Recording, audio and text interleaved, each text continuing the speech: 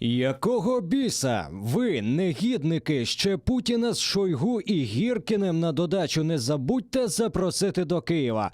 Новина про те, що російській актрисі, учасниці телешоу Comedy Woman Катерині Варнаві дозволений в'їзд на територію України з'явилась в українських ЗМІ в ніч на 17 червня 2020 року. При цьому ЗМІ опублікували наказ Міністерства культури, молоді та спорту України, датований ще 18 березня 2020-го та підписаний тодішнім ВО міністра Світланою Фоменко. Емоції в мене зашкалюють. Сказати, що обурений – це значить нічого не сказати.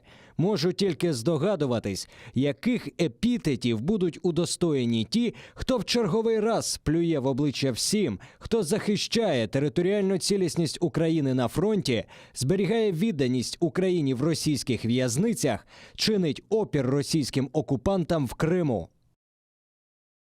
Ну и правда, какого черта, как спрашивает Ну, Трифонов? здесь просто, знаете, даже... Вопрос к СБУ. Да, здесь даже комментировать не стоит, это, потому что это недопустимое, вот то, что провели это, но разобраться надо, кто и как поступил. Возможно, где-то что-то, кто-то подсунул ту бумагу, которая, может, и в СБУ не выходила. Кто это такая, которая подписала Министерство культуры и напоследок ушла?